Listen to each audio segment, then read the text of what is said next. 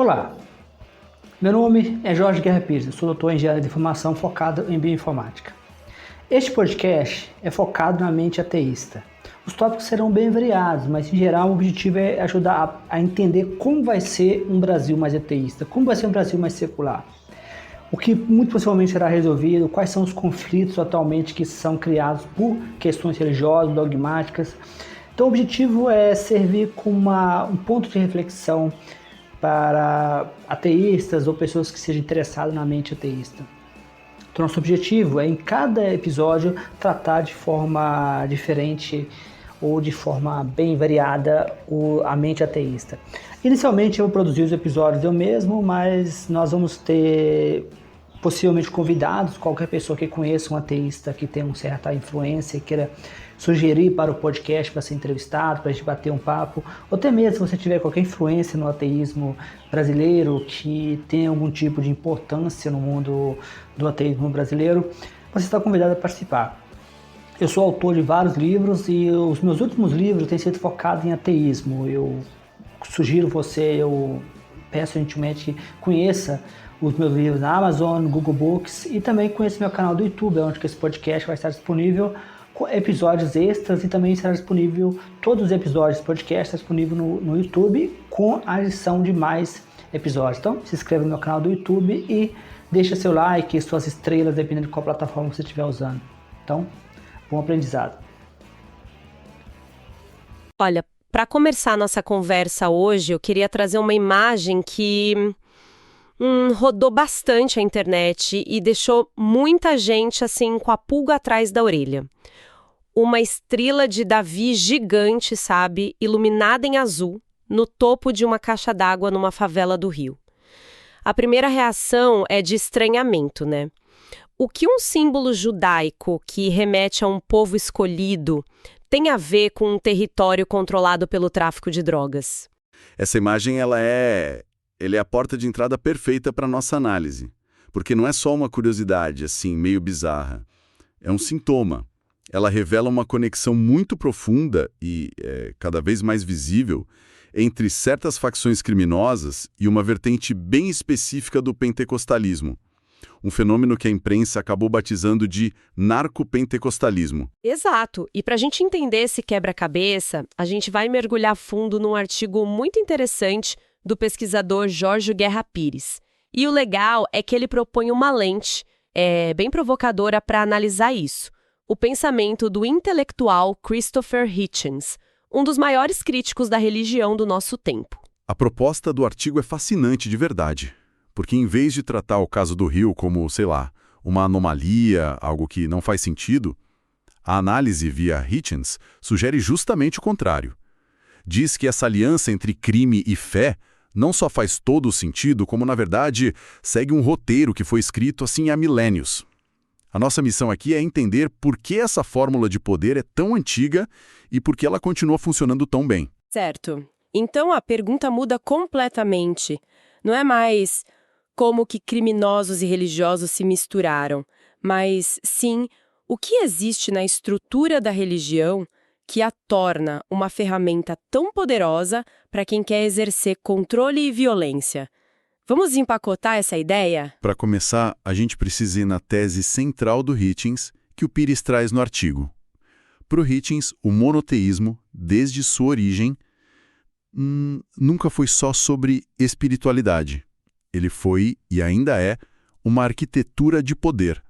Uma espécie de, sei lá, projeto de engenharia social. Arquitetura de poder. Eu gostei do termo, mas o que isso significa na prática? É tipo uma planta baixa para construir uma sociedade? É uma ótima analogia. Pensa na lógica. A ideia de um Deus único cria, por consequência, a ideia de uma verdade única. Se existe uma verdade, ela precisa ser revelada por um profeta único, que a registra num texto sagrado único. E esse texto é destinado a um povo eleito que deve seguir uma lei única e, aqui está o ponto crucial para a nossa conversa, o território. Ocupar um território eleito. a Terra Prometida. Entendi. É um pacote completo, um kit de governança. Um Deus, um livro, uma lei, um povo e um lugar. Tudo amarradinho, sem muito espaço para debate, né? É um kit. E o mais genial ou assustador, dependendo do ponto de vista, é que é um kit quase open source, sabe? Qualquer um pode baixar e adaptar. Seja para construir uma nação, como na antiguidade, ou, como a gente vê agora, para controlar um complexo de favelas. O artigo do Pires deixa claro que essa ferramenta política é testada e aprovada há milênios, para quem precisa de 3 coisas: lealdade, legitimidade e controle territorial. Ali, Estrelas de Davi e proíbe outras religiões, ele não tá, sei lá, só expressando uma fé pessoal excêntrica. Ele tá usando esse kit? Exatamente. Ele pode nem ter consciência da profundidade histórica do que ele está fazendo, mas o efeito é o mesmo. O domínio, que antes era só pela força da arma, ganha uma justificativa moral. A expulsão de um terreiro de Umbanda não é mais uma disputa de poder, vira uma limpeza espiritual, entende? Uma purificação? Uma purificação da Terra Prometida. E a obediência ao chefe não é mais por medo. Vira devoção. Vira devoção. A violência deixa de ser crime para ser narrada como justiça divina. Isso me lembra um ponto do artigo que é bastante perturbador. A religião não apenas convive com a violência, ela a torna mais palatável, mais aceitável. Parece que uma execução em nome de Deus choca menos do que uma execução em nome do lucro ou do tráfico. É um ponto central, porque a violência pura e simples é caótica. Ela assusta todo mundo. Mas a violência com uma narrativa religiosa por trás, essa é diferente. O cristianismo, ao longo dos séculos, criou o que o artigo chama de uma gramática da violência justificada. Termos como guerra santa, caça às bruxas, punir os pecadores. Expulsar os demônios. Isso. Tudo isso já existe no nosso imaginário cultural. É um repertório pronto para ser usado. Um repertório muito poderoso. Poderosíssimo. O crime organizado só precisa se apropriar dessa linguagem, dessa estética. O traficante rival deixa de ser um concorrente de mercado e vira o demônio. A facção inimiga vira um grupo de ímpios. Uma chacina pode ser rebatizada de missão divina. E a figura do chefe, ela se transforma. Ele não é mais só um criminoso, ele é o homem de Deus, o guerreiro justo que, apesar de violento, está limpando a comunidade do mal. E esse arquétipo, culturalmente, é muito mais fácil de ser tolerado. Mas espera aí, a gente também não pode ignorar que muitas igrejas nessas comunidades fazem um trabalho social real, né? Tiram jovens do crime, oferecem uma rede de apoio que o Estado não oferece. O artigo aborda essa contradição como algo que pode ser uma força para o bem vir uma ferramenta para o mal. Essa é uma observação crucial. E a análise do Pires não ignora isso. Na verdade, é justamente a força da igreja como centro comunitário que a torna um alvo tão estratégico para o crime. O crime organizado não cria o poder da igreja do zero. Ele o coopta. Ele percebe que a igreja já tem a confiança da comunidade, já tem uma estrutura de organização, já fala uma linguagem de moralidade. É muito mais fácil se infiltrar e manipular essa estrutura do que construir uma do zero. Eles se aproveitam da fé genuína das pessoas. Então, a mesma estrutura que oferece esperança e comunidade é a que pode ser usada para impor medo e controle. A chave vira. Exatamente. E o ponto que o artigo do Pires na esteira de Hitchens martela é que isso não é uma invenção brasileira. O narcopentecostalismo do Rio é só o capítulo mais novo de uma longa história. Ok, essa afirmação é forte. Se isso não é uma jabuticaba, como a gente gosta de dizer, então onde mais esse filme já passou? Porque se existirem outros exemplos, a tese do Hitchens de que isso é um padrão e não um acidente fica bem mais difícil de ignorar. E os exemplos são muitos e bem documentados. Vamos viajar um pouco. Primeiro, Sicília, século XIX. Berço da máfia, a Cosa Nostra. Ela surgiu justamente em lugares onde o Estado italiano era visto como um invasor. Como eles criaram lealdade e se legitimaram, usando assim um espelho distorcido dos rituais católicos. Que tipo de rituais? Como assim? O ritual de iniciação, por exemplo, era muito carregado de simbolismo religioso. Nossa! Sim. O novo membro furava o dedo, deixava o sangue pingar numa imagem de um santo, e enquanto a imagem queimava nas mãos dele, ele fazia um juramento sagrado. A quebra desse juramento, a omerta, era um pecado mortal, punido com a morte. Eles também se infiltravam nas festas dos santos padroeiros, sabe? Patrocinando os eventos, carregando os andores. Eles se posicionavam não como criminosos, mas como a verdadeira ordem, a verdadeira justiça da comunidade. E, claro, abençoada pelos céus. Eles sequestravam a fé popular para se legitimarem. E nas Américas, mais perto da gente... No México, a coisa fica ainda mais explícita. O caso do cartel La Família Michoacana é de cair o queixo. O líder, Nazário Moreno González, o El Más Loco, ele não apenas usava um discurso religioso, ele escreveu e distribuiu a própria Bíblia, um manual que misturava teologia evangélica de botequim, autoajuda e um código de conduta ultraviolento. Peraí, eles tinham uma Bíblia do tráfico, isso é surreal. O que tinha lá dentro? Era tipo, não matarás a menos que seja um concorrente. Quase isso. O manual pregava uma justiça divina que o cartel, claro, estava encarregado de executar. Eles se viam como um exército de Deus contra os outros cartéis, que eram satânicos. As promoções dentro do cartel não dependiam só da sua capacidade de matar, mas também da sua frequência nas sessões de oração e do seu conhecimento da doutrina. Eles criaram, na prática, uma seita militarizada. É uma fusão completa. Organização criminosa, igreja, exército, privado, tudo numa coisa só. E não para por aí. Tem todo o fenômeno dos narcos-santos, que são cultos que florescem à margem da Igreja Católica Oficial. Figuras como Jesus Malverde, uma espécie de Robin Hood do folclore que virou o santo padroeiro dos traficantes, ou a Santa Muerta, uma figura esquelética que representa a morte e é venerada por criminosos que pedem proteção contra a polícia, sucesso nas operações. E por que esses santos alternativos são tão populares nesse meio? Porque eles oferecem o que a Igreja Oficial não pode: absolvição sem arrependimento. São vistos como entidades que entendem a vida do crime, que não julgam. Um traficante pode rezar para Santa Muerta pedindo para uma carga de cocaína chegar ao destino e, ao mesmo tempo, pedir proteção para a família dele. É uma espiritualidade, assim, sob medida para a ilegalidade. Eles... Ao que acontece hoje no Rio. O ganho estratégico é sempre o mesmo, e ele se apoia em 4 pilares. Primeiro, a religião legitima a violência, transforma crime em justiça. Segundo, cria uma coesão interna absurda, uma lealdade que o dinheiro sozinho não compra. Vira uma missão, não um emprego.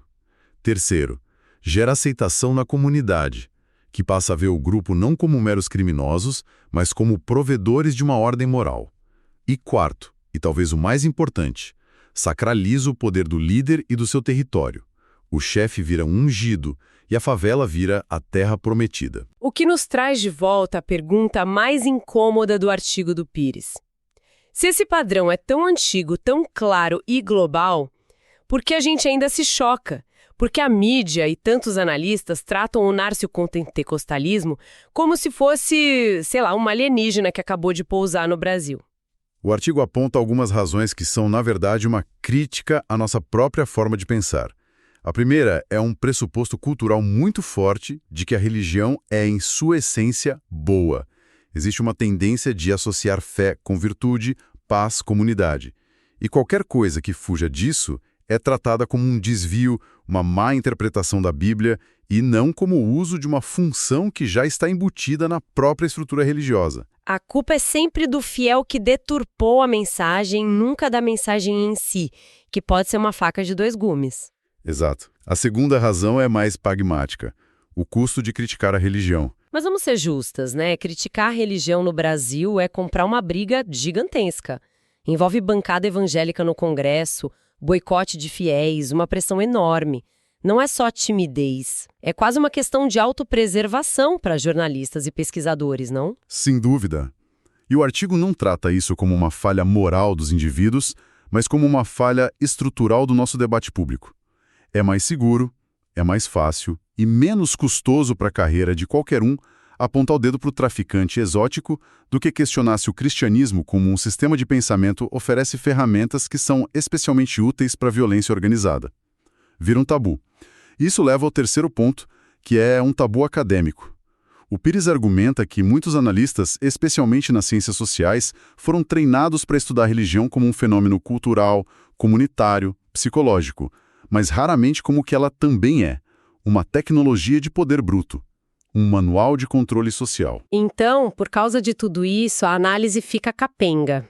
A gente fica chocado com a casca, com a imagem da estrela de Davi, mas não discute o mecanismo que está por trás. E aí a gente faz a pergunta errada. A pergunta que a maioria faz é: por que criminosos estão usando o cristianismo? Essa pergunta joga a responsabilidade toda no criminoso. A pergunta que o Hitchens faria, segundo o artigo, é muito mais desconfortável, porque o cristianismo funciona tão bem para legitimar a violência e o controle territorial. A segunda pergunta muda o foco. O problema não é só a índole do criminoso, mas a versatilidade do arsenal simbólico que a religião oferece. Resumindo a ópera, então, essa fusão entre crime e religião não é um acidente bizarro. É a aplicação de um manual de poder testado e aprovado por milênios.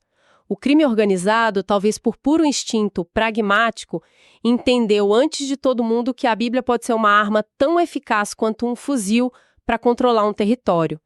E o que surpreenderia o Hitchens não seria o complexo de Israel, mas o nosso espanto coletivo diante dele. A análise das fontes nos obriga a ver como a religião é usada como ferramenta. Mas, para além disso, fica uma reflexão. Toda essa discussão foca em como os criminosos instrumentalizam a fé. Isso levanta uma questão sobre o outro lado, sabe? Sobre quem está no meio desse fogo cruzado. O morador comum que vive nesses lugares. Exato. O que acontece com a fé dessas pessoas quando os símbolos da sua esperança, a cruz, a Bíblia, a própria igreja do bairro, são sequestrados para justificar a violência que manda na sua vida? Como isso muda a sua relação com a própria espiritualidade? A fé, que para muitos é um refúgio contra a brutalidade do mundo, pode acabar se tornando parte da arquitetura do medo que os aprisiona. A Terra Prometida vira, na prática, um cativeiro divino. Olá, você acabou de ouvir mais um episódio do meu podcast Mente Ateísta. Nesse episódio, eu espero que você tenha aprendido bastante. Eu gosto sempre de lembrar que os meus livros estão todos disponíveis na Amazon, no Google Play e em várias plataformas. Eu também gosto de lembrar também que esse podcast está disponível no YouTube, para quem prefere o YouTube. E o YouTube permite que eu poste episódios extras. Então, você pode acompanhar o meu podcast Mente Ateísta no YouTube, onde você poderá encontrar todos os episódios arquivados por um período de mais de 3 meses. Também poderá acompanhar episódios extras. Então, sugiro que você compartilhe com amigos, com ateístas ou com pessoas que se interessam pela causa ateísta no Brasil. Como sempre, se você conhecer alguém que possivelmente tem interesse em participar, tem interesse em ter uma conversa, em ser entrevistado e falar sobre o ateísmo no Brasil, meu podcast está aberto para possíveis convidados.